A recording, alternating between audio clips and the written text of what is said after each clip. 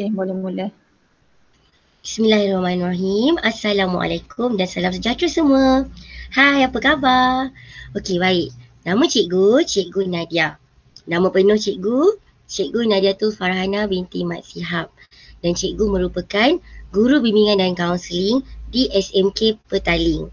Kalau ada yang masih ingat, tahun lepas Cikgu berada di SMK Desa Serdang. Iaitu di sekolah SMK Desa Serdang, Cikgu buat praktikal ketika itu. Jadi ada yang sempat Cikgu kenal. So selamat bertemu kembali. Sebelum Cikgu mulakan perkongsian Cikgu pada hari ini, Cikgu nak ucapkan selamat datang dan tahniah kepada semua murid SMK Desa Serdang kerana hadir ke sekolah. Cikgu mendoakan agar kalian sentiasa sihat dan bersemangat untuk belajar. Okey, baik. Pada hari ini, Cikgu nak kongsikan tentang bahaya dadah dan ketagihan. Apa tu dadah? Apa tu ketagihan? Jadi kita akan bincang dengan lebih mendalam pada sesi bersama Cikgu. Cikgu mohon untuk kalian semua mendengar dengan baik dan pinjamkan mata, telinga dan fokus kepada perkongsian Cikgu ini. Okey. Cikgu nak tanya, siapa yang menagih dadah ni? Gitu. Alright, menurut Ibrahim, 1997, penagihan dadah bukan sahaja melibatkan golongan berpendapatan rendah, bahkan telah melibat kepada golongan yang lebih mewah dan merentasi umur dan jantina.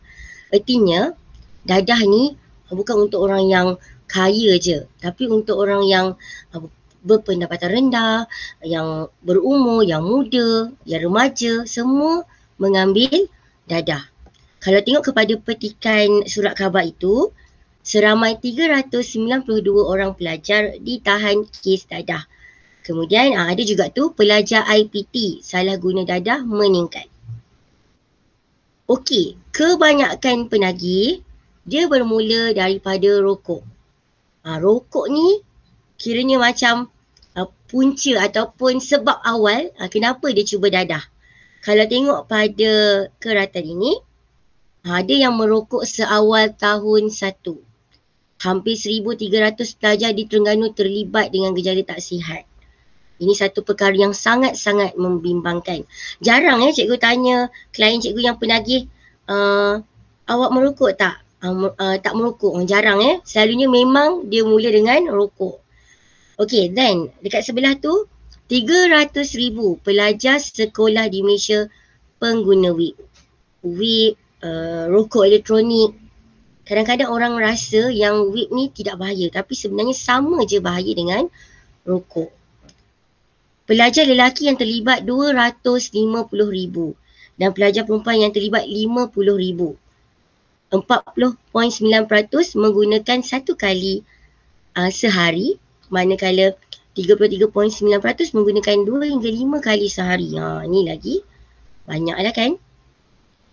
Okey, sekarang kita nak tahu apa punca dan sebab orang ambil dadah. Ini mengikut statistik oleh Agensi Anti Dadah Kebangsaan mengatakan bahawa punca yang ke atas ni adalah punca utama lah.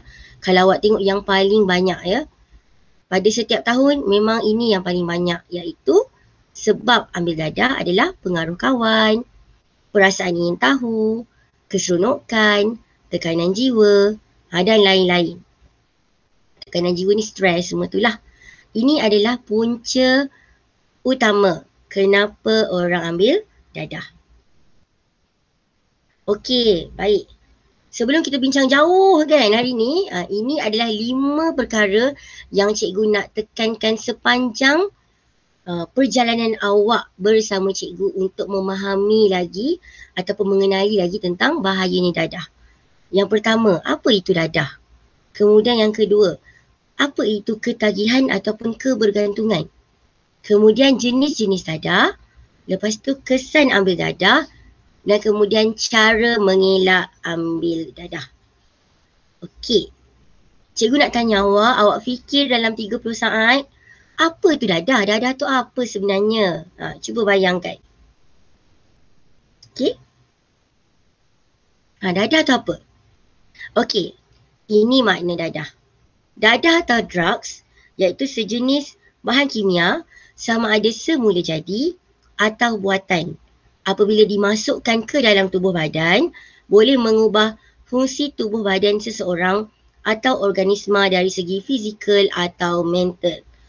Okey, sebab dadah ni, dia ada yang dibuat daripada bahan kimia dan ada juga yang dijadikan ataupun dihasilkan daripada bahan semula jadi. Contoh macam ganja, macam opiat, dia dibuat daripada pokok popi. Jadi ada yang natural, macam rokok daripada tembakau dan sebagainya. Dan bahan-bahan ini boleh bila masuk ke dalam tubuh badan kita, dia akan mengubah mood awak dan sebagainya. Okey, apa makna dadah? Yang ini mengikut tokoh lain pula. Sebarang bahan kimia yang psikoaktif sama ada berbentuk asli atau sintetik. Sintetik ni kimia ya. Yang apabila dimakan, ini adalah cara-cara pengambilan dadah. Ada yang makan, ada yang hisap, ada yang telan, ada yang hidu dan ada yang suntik ke dalam badan akan memberi kesan kepada sistem saraf manusia.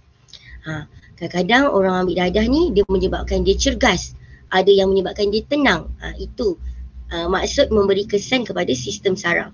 Ini menurut tokoh yang bernama Maisto, Galizio dan Connors 1999.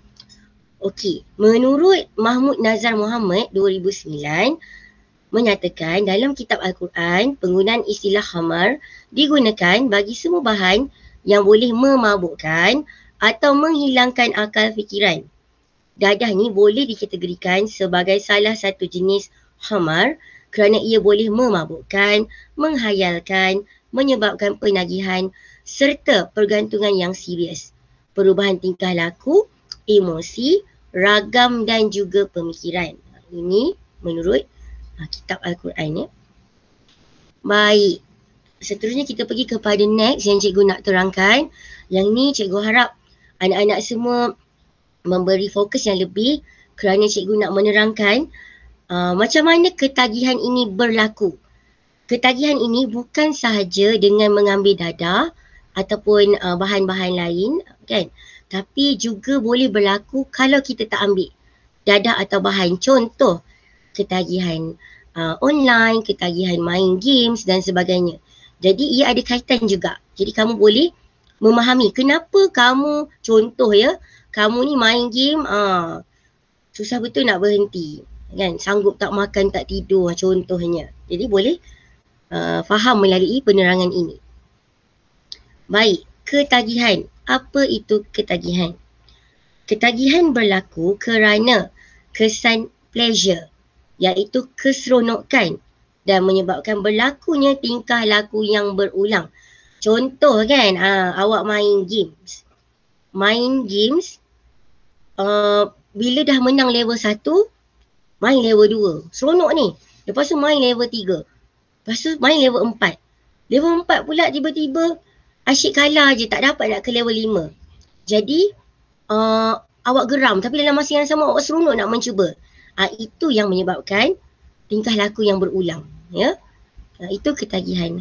Kemudian, apabila kamu seronok, dan kenapa kamu seronok adalah kerana dopamin, iaitu bahan kimia yang dalam badan kita telah keluar dan ia yang memberi kesan pleasure ataupun keseronokan. Perasaan tenang, gembira, gairah dan termotivasi. Kenapa termotivasi? Macam cikgu cerita tadi. Level 4 tu kan, asyik kalah je tapi sebab seronok dan awak tahu bila menang tu macam best, makin best kan, makin cabaran dia makin best. Jadi awak termotivasi nak teruskan juga main game tu. Gairah dan sebagainya. Kemudian perasaan seronok ini akan memberi motivasi dan dorongan mengulangi semula aktiviti tersebut untuk mendapatkan kepuasan atau keseronokan secara berterusan. Dan ketagihan ini berlaku sekiranya ia menyebabkan fisiologi ataupun rutin hidup awak berubah.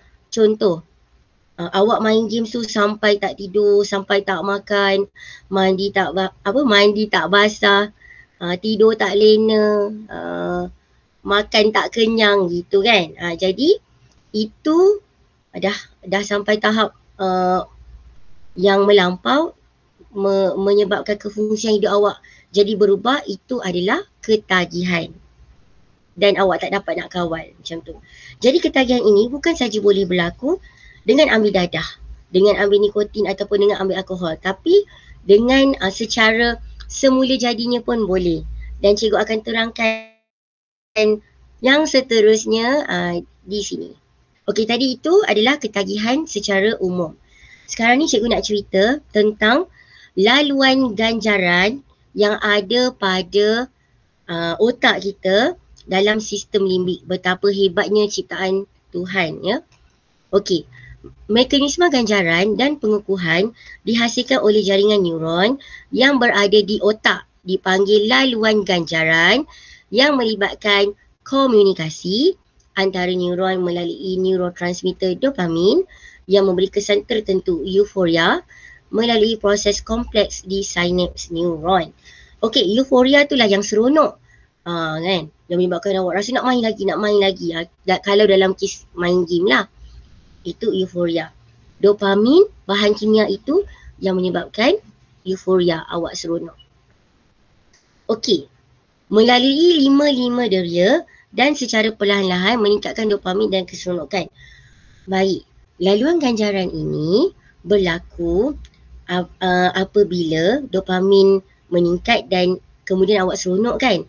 Tapi yang menariknya, bila awak guna ke semua deria ataupun ke lima deria ini, itu yang menyebabkan secara semula jadinya dopamin meningkat dan keseronokan itu terjadi. Okey, cikgu beri contoh. Kalau kita makan kan, kita rasa, lepas tu kita pegang tekstur makanan, kita hidu, kita bau. So kita menikmati semua benda makanan tu dalam deria-deria kita. Jadi, lima deria ni memainkan peranan untuk memberi isyarat kepada otak untuk keluarkan dopamin supaya awak rasa seronok nak makan. Macam tu. Itu contoh, ya. Jadi, inilah yang dinamakan laluan ganjaran. Jangan terkonfuse ya, ketagihan itu tadi satu benda yang berbeza. Laluan ganjaran ni cikgu nak share macam mana ia boleh akhirnya nanti mengganggulah kalau awak ambil dadah dan sebagainya. Ini memang secara semula jadinya ada. Contoh macam dalam kehidupan seharian kita tadi yang cikgu bagi contoh makan tadi, ya. Baik. Ini adalah laluan ganjaran lah dalam sistem limbik otak kita. Dan ini dia punya fungsi. Awak tengok pembelajaran, emosi, memori, perilaku, keseimbangan kawal atur bahan kimia otak dan hormon serta menghubungkan dengan bahagian otak yang lain. Kalau laluan ganjaran ini kiranya dirosakkan oleh bahan-bahan kimia tu, bahan-bahan dadah tu, sebab itulah kalau awak tengok kan, kadang-kadang orang yang ambil dadah ni tiba-tiba marah, sebab emosi kan, tiba-tiba sedih, tiba-tiba gelak contohnya. Sebab dia dah tak boleh nak kawal otak dia. Lepas tu, dari segi keseimbangan kawal atur pula kan, kadang-kadang dia kalau minum alkohol terlebih tu mabuk, dia dah tak ada keseimbangan. Kadang-kadang orang yang ambil dadah ni, dia dah terhoyong hayang dan sebagainya. Lepas tu dah tak ingat sebab ia melibatkan memori dan sebagainya. Itu yang menyebabkan apabila ambilnya dadah secara berlebihan, sistem limbik ini terganggu dan sistem saraf lain juga terganggu. Baik, ini laluan ganjaran melalui sinap saraf-saraf. Ini adalah gambarannya, ya. Baik, ni suka cikgu nak terang. Laluan ganjaran ni ada dua, ya. Ada dua. Satu adalah ganjaran asli, satu adalah ganjaran palsu. Cikgu akan terangkan satu per satu. Ganjaran asli adalah cikgu bagi contoh tadi, makan. Lepas tu cikgu bagi contoh juga main online games. Macam tu. Sebenarnya main online games tu tak salah. Tapi salah bila kita tersalah guna, terlebih dos main tu, contohnya terlebih masa main dan menyebabkan fungsi awak berubah. Itu yang salah. Tapi sebenarnya kalau ikut masa yang betul, boleh untuk hilangkan tekanan dan sebagainya kan. Jadi apa beza ganjaran asli dengan ganjaran palsu ni? Ganjaran asli ni dia terjadi secara semula jadi. Dia melalui lima deria yang cikgu cakap tadi. Dari sentuhan ke, dari rasa ke, lima deria kita. Tapi kalau ganjaran palsu ni, apa bezanya adalah dia akan seronok juga, dia akan gembira juga. Tapi dengan cara paksaan. Dia tak guna pun lima deria tu. Sebab bila dia guna je dadah tu terus ke sistem limbik, ke laluan ganjaran tu. Dia tak melalui lima deria tu. Sebab itu dikatakan keseronokan itu palsu kerana sementara. Okey. Cikgu terang dulu tentang ganjaran yang asli. Okey, ini adalah natural rewards ya. Rangsangan. Okey, cikgu bagi contoh main online games Bila awak main online games, main games, dia akan melalui semua deria kan. Tangan, ada setengah tu beli kerusi sedap, ada setengah tu beli speaker best, beli kamera cantik. Ada yang games yang cikgu tengok yang kenderaan tu kan, siap ada steering dan sebagainya. Sentuhan. Jadi itu menambahkan gairah seronok awak main games. Jadi ini adalah ganjaran yang asli awak seronok sebab dia melalui semua diri awak. Kemudian dopamin terrembes, dopamin terhasil iaitu hormon keseronokan, maka awak pun seronok main macam tu. So, bila awak main online game melalui semua diri awak, dopamin meningkat dan memberi kesan pleasure ataupun keseronokan. Lepas tu, jalinan ganjaran akan mengingati pleasure dan mahu ulangan dibuat. Macam apa ganjarannya? Itulah bila awak dapat ke next level, bila awak seronok kan, cabaran dekat level 2 lain, level 3 lain. Itu yang menyebabkan awak nak ulang lagi perkara yang awak nak buat. Lepas tu, ganjaran atau hadiah untuk memastikan kelangsungan hidup. Itulah tadi, seronok kan, bila awak puas main. Dengan ada speaker yang best semua tu, seronok. Okey, kalau cikgu nak bagi contoh lain pula, macam tadi cikgu bagi contoh makan kan. Okey, katakanlah pernah tak kadang-kadang kita ni teringin nak makan bingsu kat K-Fry. Bingsu kat K-Fry sedap. Jadi waktu awak makan bingsu kat K-Fry tu melalui semua deria kan. Jadi rasa sedap, tekstur dia best dan sebagainya. Ini pun meningkatkan dopamin, memberi kesan keseronokan. Lepas tu, kesedapan itu yang membuatkan awak nak datang lagi ke K-Fry, nak makan bingsu. Itu contohnya.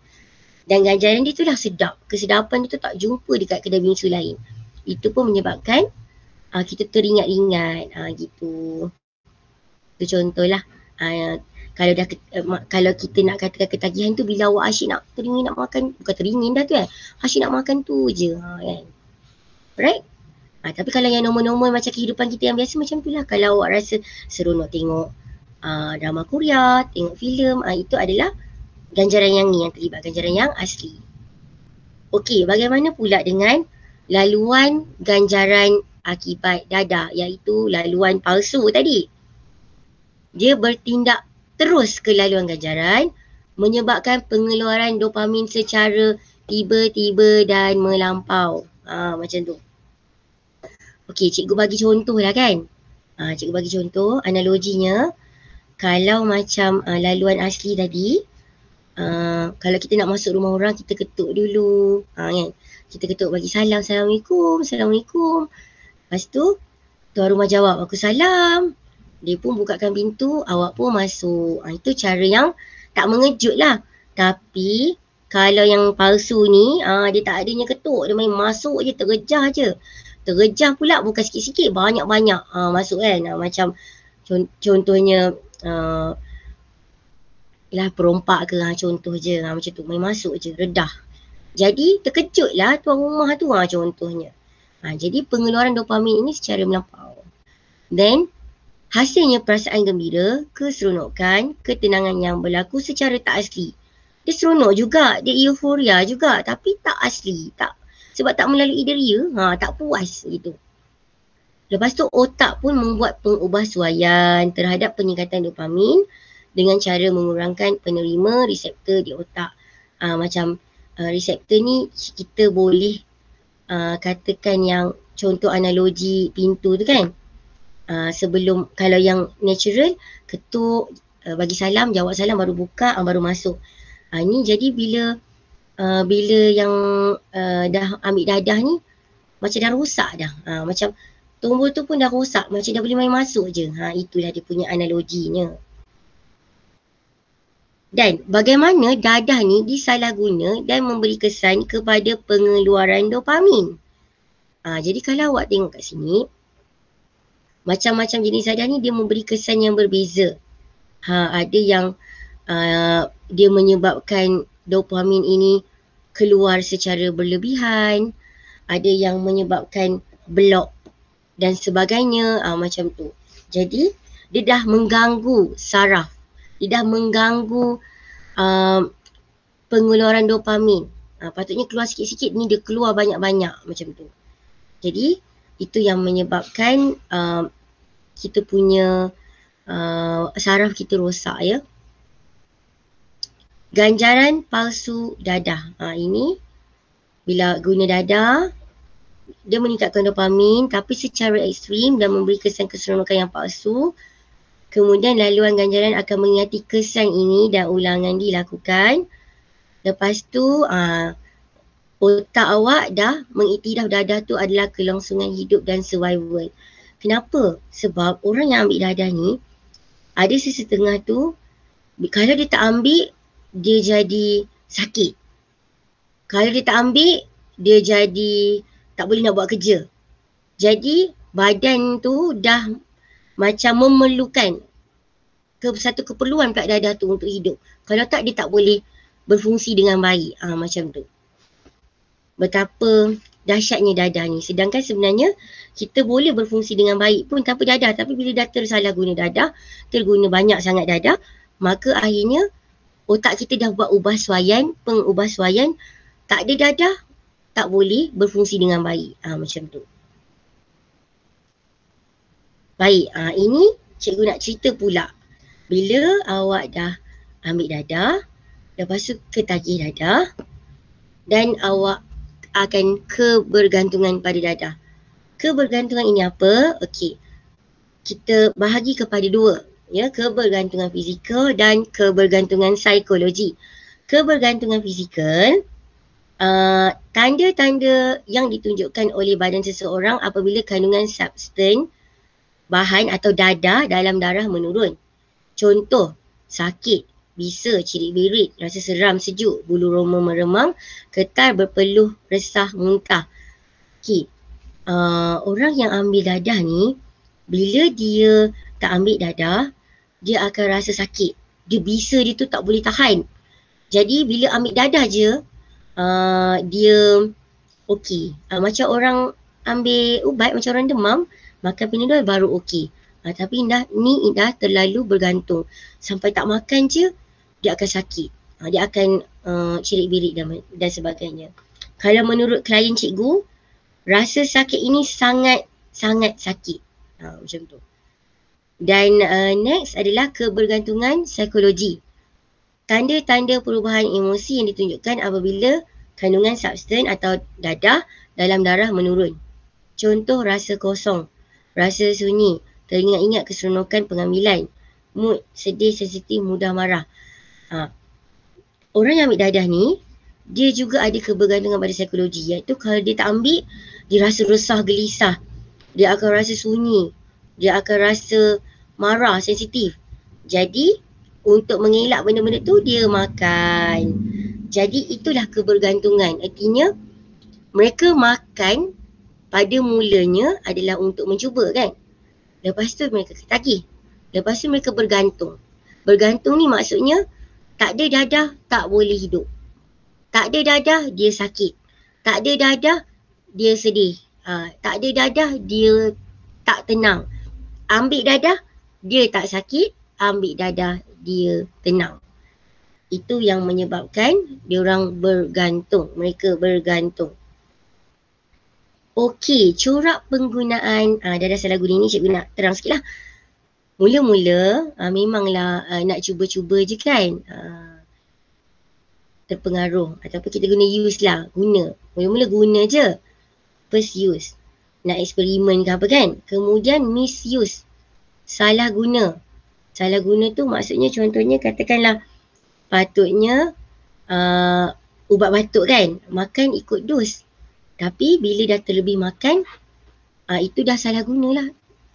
Patut makan 10 ml, makan 20 ml.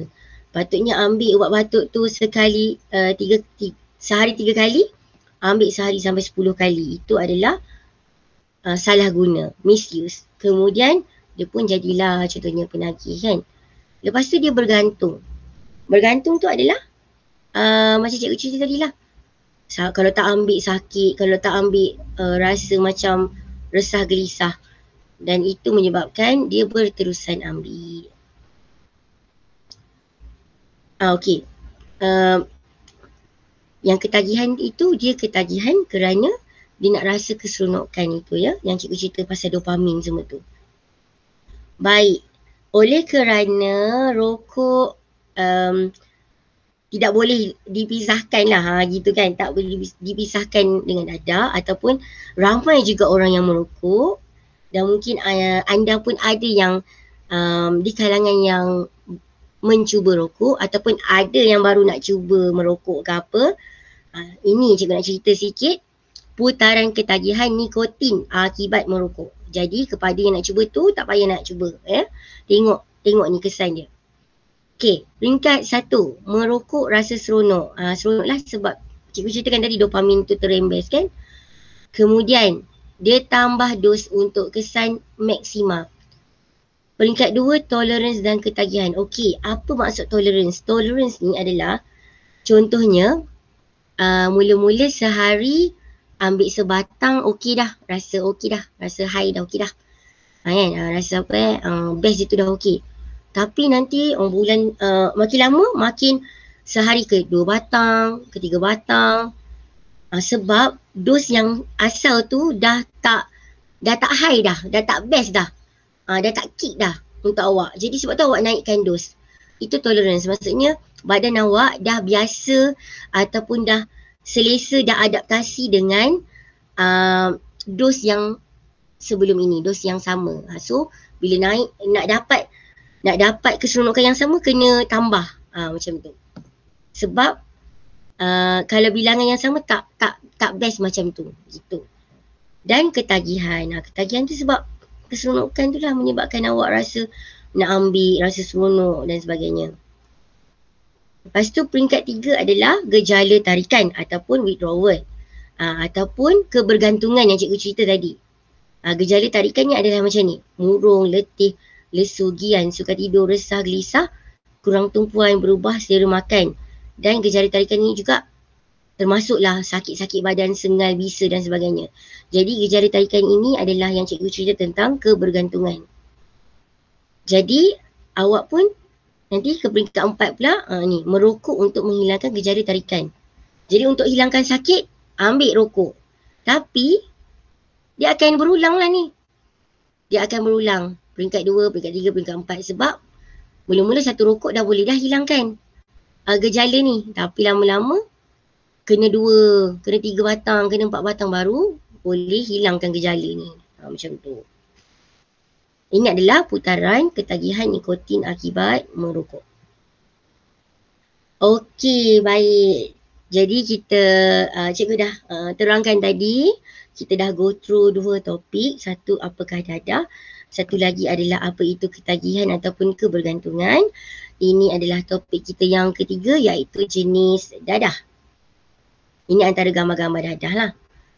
Baik, mengikut buku dasar dadah negara 2017, keluaran Agensi Anti Dadah Kebangsaan, ada 10 kelas yang berbeza lah dia kategorikan dadah ni. Iaitu alkohol, kafein, cannabis, halusinogen, inhalant, opioid atau narkotik, sedatif, hipnotik atau anxiolik, stimulan, tembakau dan bahan-bahan lainlah yang merujuk kepada kesan seperti di atas ataupun selain di atas, tapi dia memberi kesan yang tersendiri ya. Okey. Kita nak go through alkohol. Alkohol ni dia merujuk kepada minuman atau cecair yang mengandungi etil, alkohol, etanol atau grain alkohol. Okey. Cikgu nak teranglah alang-alang ni kan. Tapi sama juga cikgu memerlukan tumpuan awak. Cikgu nak terangkan ada beberapa macam kiranya kategori tau. Okey. Kategori dadah, perangsang ataupun stimulan iaitu di sini. Kalau tengok cikgu punya ni. Dan satu lagi adalah penindas ataupun depressant. Nama dia depressant.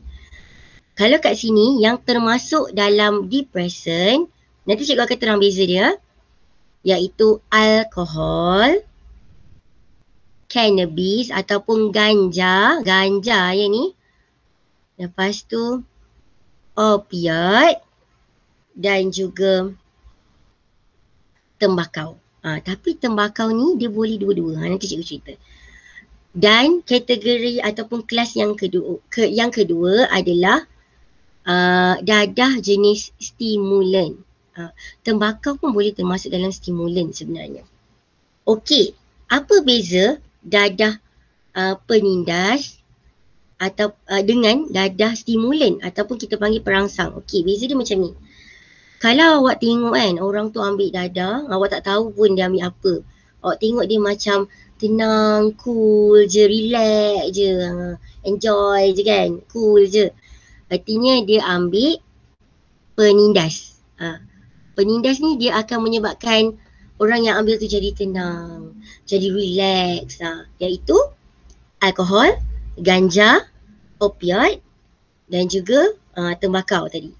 Tapi kalau awak tengok orang tu ambil dadah, ambil lah pil ke apa, dia jadi aktif, agresif, boleh kerja tak tidur, buat kerja cepat gila kan. Kalau nak exam tu dia boleh, tapi tak semua orang tahu tak, ini contoh je sebab dekat IPTE ada berlaku. Dia tak nak tidur, so dia ambil dadah. Dia ambil yang jenis stimulan iaitu perangsang. Perangsang dia akan mengaktifkan penagih itu ataupun pengguna itu. Tapi kalau yang penindas dia akan menyebabkan pengguna itu tenang, relax, lalok gitu. Itu beza dia, kan?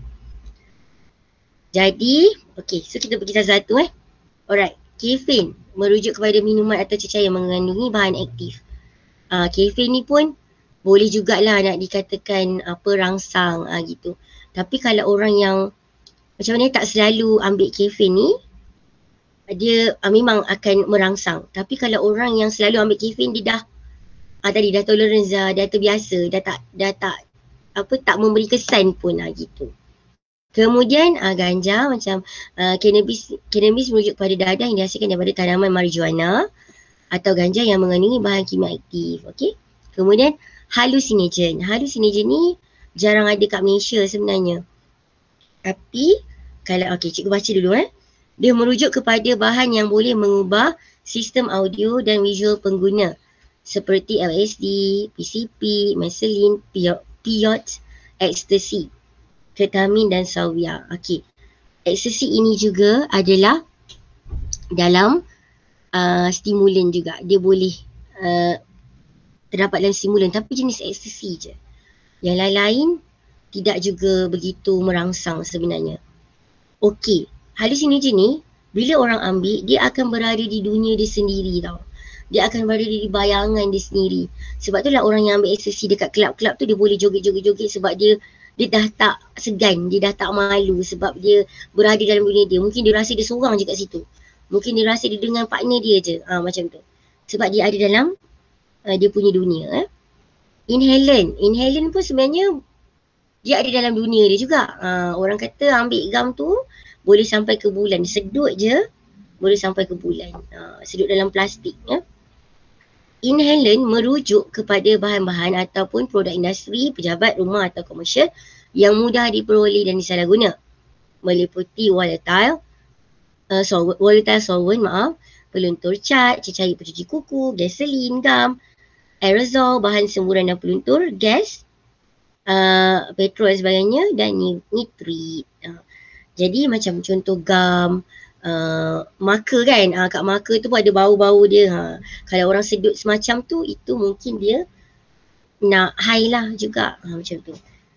Jadi janganlah pula awak takut nak guna gam kat sekolah. Bukannya semua orang yang bawa gam tu pengguna gam. Tak. Macam cikgu cakap, yang penagih dadah ke pengguna dadah ni, bila dia salah guna. Kalau awak guna gam ni untuk kerja sekolah, untuk buat pendidikan seni ke contohnya, tak. Awak tak salah guna, so awak jangan risau. Okay, then opioid. Opioid ni merujuk kepada bahan yang digunakan untuk melegakan kesakitan. Antaranya heroin, morfin, ubat batuk dan candu. Okey, dalam opioid ni, kalau katakan awak tengok kat mana-mana lah, contoh awak pergi contoh ya, Chowkit ke, kan KL ke, nampak ada jarum-jarum tu, berkemungkinan besar dia menggunakan opioid. Sebab jarang dadah-dadah lain cikgu dengar guna jarum. Opioid yang selalunya guna jarum. Tapi ada juga dengan cara lain lah. Makan dan sebagainya sekarang. Jadi cikgu just nak share dengan awak. Malaysia pernah buat satu program nama dia harm reduction, iaitu mengurangkan kemudaratan dengan memberikan jarum suntikan kepada mereka yang berada di jalanan, yang ambil bahan lah, yang ambil dadah.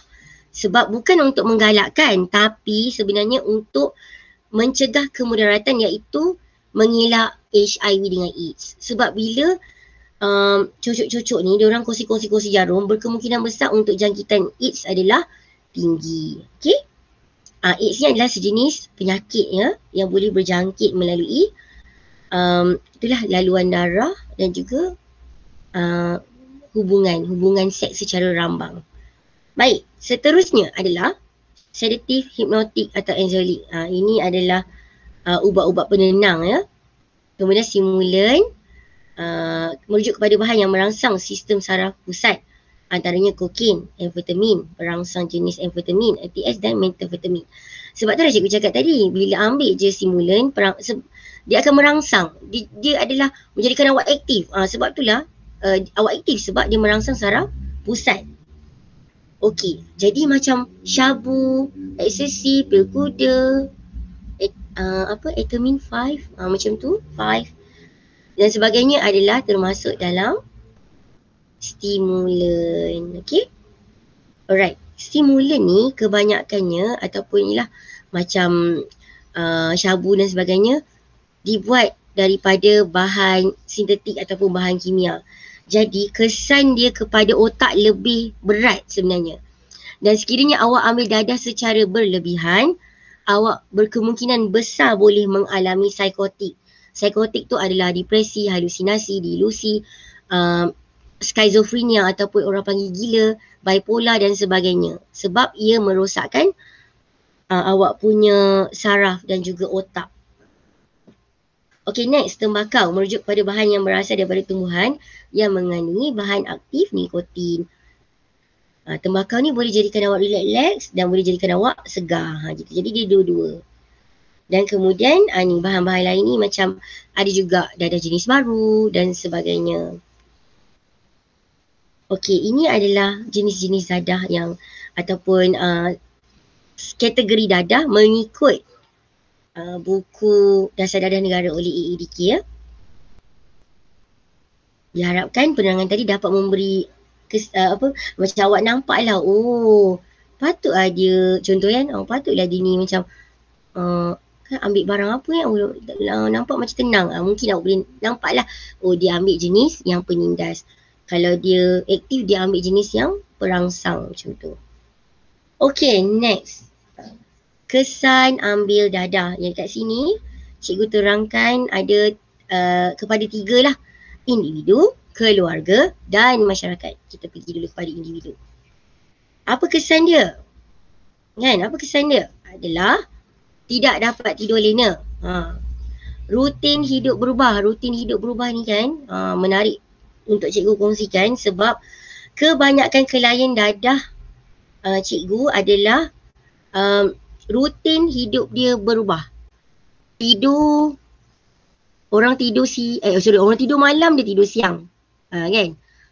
Lepas tu tak makan. Lagi apa lagi?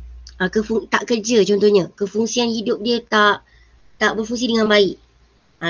Rutin hidup yang baik adalah contoh kan, kalau kita yang normal ni bangun solat, pukul 6 bangun solat, mandi, kerja pergi sekolah, lepas tu makan. Kita ada time-time dia sampailah kita tidur. Pukul 10, 11, 12 tu kita tidur.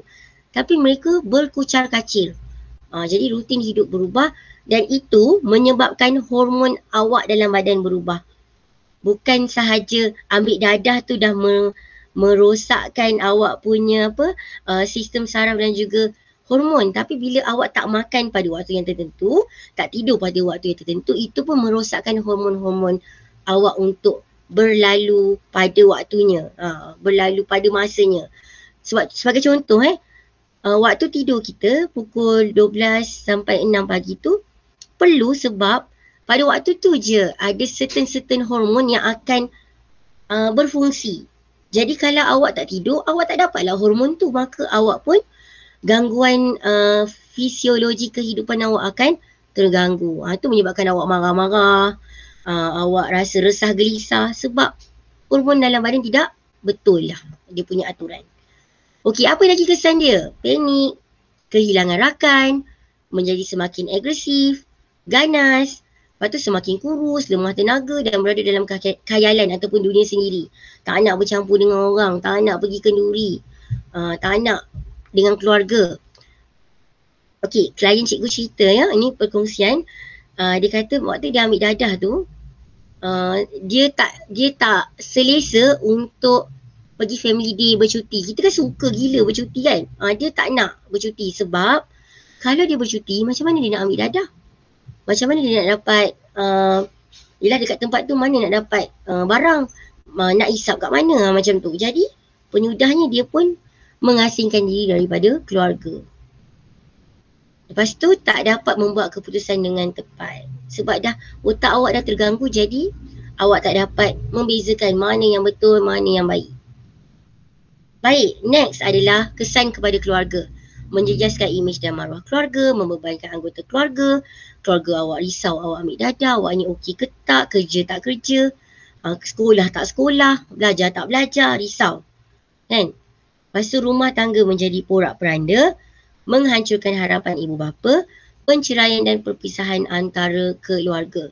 Kebanyakan klien-klien cikgu menghadapi perkara yang di bawah sekali. Ramai yang bercerai, ramai yang berpisah kerana kadang-kadang isteri terlalu sabar dengan sikap mereka, ataupun kadang-kadang isteri dah tak tahan dan sebagainya lah, menyebabkan perceraian dan perpisahan. Ada yang keluarga tak terima, sedih kan bila keluarga tak terima. Jadi jaga diri awak baik-baik, okay? Alright, next, masyarakat mengancam ketenteraman awam dengan kejadian jenayah. Yelah bila penagih dadah ni selalu dikaitkan dengan jenayah sebab dia tak ada duit.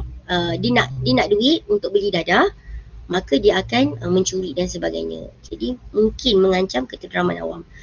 Tak dapat kepercayaan masyarakat, nak cari kerja susah, nak pergi gotong royong orang mengata sebab awak ambil dadah kan, macam tu. Tak dapat kepercayaan masyarakat. Seterusnya, perpaduan, pembangunan dan kemajuan masyarakat boleh terjejas akibat penglibatan remaja dan belia dengan dadah. Kemudian persekitaan dan perselisihan faham antara masyarakat berlaku. Ini adalah kesan-kesan ambil dadah. Baik. Yang seterusnya, macam mana nak elak dadah ni kan? Macam mana nak mengelak rokok? Macam mana nak elak alkohol? Kan? Ini adalah cara-caranya. Ya. Yang pertama adalah mendekatkan diri dengan Tuhan. Macam kalau dalam Islam, bila solat itu boleh, kan ada yang menyatakan bahawa solat itu boleh mencegah daripada kemungkaran. Bila awak solat, awak ada rutin yang baik, Jadi awak pun rasa serba salah nak ambil ataupun nak buat benda-benda yang tak elok.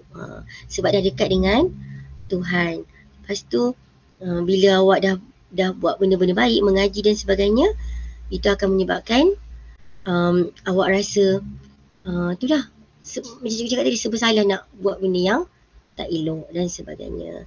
Maka mendekatkan diri dengan Tuhan. Mohon pada Allah, mohon pada Tuhan untuk awak sentiasa diberi hati yang baik, kiranya akal yang sihat untuk berfikir, dan doa awak dielakkan daripada perkara-perkara yang negatif seperti ini. Kemudian yang seterusnya, kenali diri. Okey. Selalunya ya, kebanyakannya orang tertekan, stres. Dan kononnya lah orang yang ambil darah ni kata, saya stres lah puan, sebab tu saya ambil. Tapi kenapa dia stres tu? Sebab kadang-kadang dia tak kenali diri dia. Contoh ada seorang ni, dia rasa macam dia tak boleh bercakap dekat hadapan, dekat orang ramai. Tapi kenapa kawan dia boleh cakap dekat orang ramai, dengan orang ramai?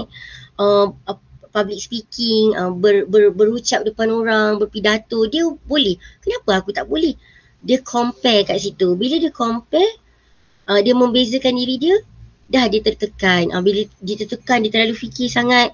Lepas tu, mungkinlah dia pun rasa nak mencuba dan sebagainya. Nak tenangkan diri, ambillah rokok. Tapi sebenarnya asalnya stres tu datang kerana awak tak kenali diri awak. Jadi anak-anak semua, awak setiap tahun ataupun setiap tingkatan, cikgu yakin awak akan buat inventory yang dijalankan oleh kaunselor awak, unit bimbingan dan kaunseling, kan? Jadi ambil peluang itu untuk kenal diri awak. Jangan buat sahaja. Dan ambil benda itu sebagai satu benda yang penting untuk awak kenal diri awak, dan kalau mana yang baik tu pertingkatkan, mana yang kurang itu cuba ubah. Itu pentingnya ujian-ujian personality ataupun ujian-ujian yang dijalankan oleh kaunselor ya. Yang ketiga, mendapatkan sumber bantuan yang betul sekiranya mempunyai isu atau masalah. Kalau awak ada masalah, ceritalah kepada orang yang awak percaya. Kawan-kawan yang baik, adik-beradik awak, ahli keluarga awak, cikgu ke yang awak percaya. Kadang-kadang dia mendapatkan semua bantuan yang salah. Contohnya dia pergi cerita dekat kawan ni pun kata, kau stres kan, kau ambil ni. Macam tu. Kau isap alkohol lu, lek lu, macam tu kan. Jadi benda tu dah jadi lain dah. Jadi dapatkan semua bantuan yang betul. Kemudian yang keempat, mengamalkan kehidupan yang aktif dan sihat. Buat apa yang awak suka. Awak suka tanam pokok. Awak suka baca novel. Suka tengok drama Korea. Tengok, tapi jangan sampai melebihi had. Nak main game, main, tapi kena ada had yang betul. Dan sebagainya. Buat apa yang awak minat. Isikan masa-masa awak dengan perkara yang awak minat. Nak beriadah ke, lari ke, main bola ke, tak ada masalah. Yang kelima, amalkan rutin harian yang normal dan positif. Ini cikgu nak kaitkan tadi kan, yang cikgu cakap tentang rutin tu. Betapa pentingnya awak untuk amalkan rutin awak. Pagi tu solat, sarapan, mandi, lepas tu buat aktiviti yang sihat macam kerja ke belajar, kemudian makan tengah hari, solat, sampailah ke malam dan tidur pada waktunya. Itu paling penting. Cikgu faham waktu PKP ni ramai yang waktu tidur dia berubah kan. Tapi awak kena cuba untuk jadikan ia normal balik. Sebab sekarang pun awak dah sekolah, maka awak kena latih diri awak semula. Okay, ini dia cara-cara elak ambil dadah. Baik. 5 topik cikgu dah bincang dengan awak, cikgu dah share dengan awak. Cikgu harap ia dapat membantu awak untuk elak diri awak dari ambil dadah, terlibat dengan rokok ataupun terlibat dengan alkohol. Dan mungkin juga perkara-perkara tadi boleh membantu awak untuk membantu orang yang awak sayang, yang dekat dengan awak. Mungkin ada ahli keluarga awak ke yang terlibat dan sebagainya kan. Jadi harapnya perkara-perkara yang cikgu share tadi membantu ya.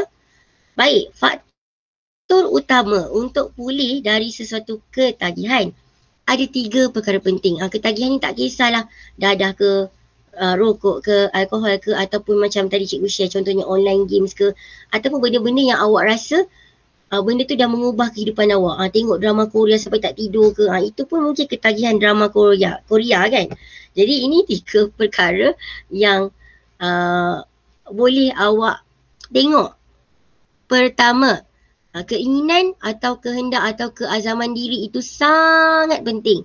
Motivasi dalaman awak sangat penting. Yang kedua, ilmu.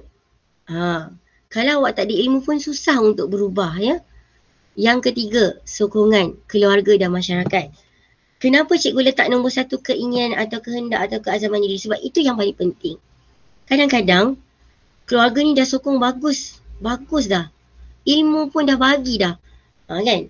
Dah bagi tahu dah apa kesan gini, macam mana nak berubah gini dah. Lepas tu contoh untuk merokok kan ada dekat klinik pun dah ada klinik merokok dan sebagainya, dah pergi semua. Tapi kalau awak tak ada azam, awak tak ada keinginan, tak berjalan juga.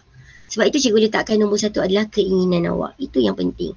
Kadang-kadang ada nombor 1 sahaja pun dah boleh untuk berhenti daripada ketagihan. Tapi ketiga-tiga ini kalau dapat cantik, melecun. Okay? Baik, next. Setiap individu adalah unik. Ya? Setiap orang adalah berbeza.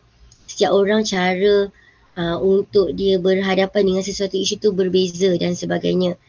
Dan cikgu harap kalau awak jumpa dengan orang-orang yang mengalami isu dadah ataupun isu-isu lain, awak jangan memandang negatif pada mereka. Awak kena jadi masyarakat ni yang memberi sokongan kepada mereka. Mungkin itu dugaan dia. Kita tak tahu lagi dugaan kita. Kemudian, ini penting ni ya. Apabila minda sihat, jaga diri awak. Kan? Makan makanan berkhasiat. Jadi menyebabkan minda sihat, otak cerdas dan menyebabkan emosi juga stabil. Jadi, anda mampu mengubahnya. Jika bukan anda, siapa lagi? Siapa lagi nak ubah diri awak? Siapa lagi nak ubah stigma masyarakat? Siapa lagi nak ubah masyarakat? Awak lah, awak orangnya. Awak kena ingat, awak itu adalah pewaris negara. Tapi, bukan je pewaris negara je tau. Tapi awak pun adalah pewaris dunia. Besar sangat awak punya peranan untuk menjaga diri awak dan menjaga masyarakat. Cikgu sangat sarankan untuk awak kembali berbakti kepada masyarakat bila awak dah mampu nanti. Kalau tak dari segi duit pun dari segi sokongan. Okay? Akhir sekali, bak kata Presiden Republik Indonesia pertama, Soekarno, beri aku 10 pemuda, maka akan ku goncang dunia. Jadi betapa pentingnya peranan awak, pemuda-pemuda sekalian, untuk awak menjaga diri awak supaya awak boleh menjadi pemuda, belia, masyarakat yang akhirnya memberi semula kepada negara, ya, dan berbakti kepada negara. Jadi besar sangat harapan cikgu untuk kalian hadam apa yang cikgu cerita ni dari tadi, kan. Cikgu harap awak hadam dan faham, ya. Sekiranya awak tak faham apa-apa, awak boleh rujuk kepada guru bimbingan dan kaunseling awak yang hebat-hebat belaka dan merupakan sahabat-sahabat kakak-kakak saya juga, iaitu Cikgu Hilmun, Cikgu Fazal dan Cikgu Izzy. Okey, itu saja perkongsian daripada cikgu pada hari ini. Seronok sangat dapat berjumpa awak sekali lagi dan cikgu harap cikgu dapat jumpa awak secara bersemuka pula lain kali, insya-Allah. Terima kasih banyak-banyak kepada pihak SMK Desa Serdang kerana sudi menjemput saya untuk berkongsi sebersikit ilmu yang saya ada pada hari ini. Itu saja daripada saya. Sekian, terima kasih. Assalamualaikum dan bye.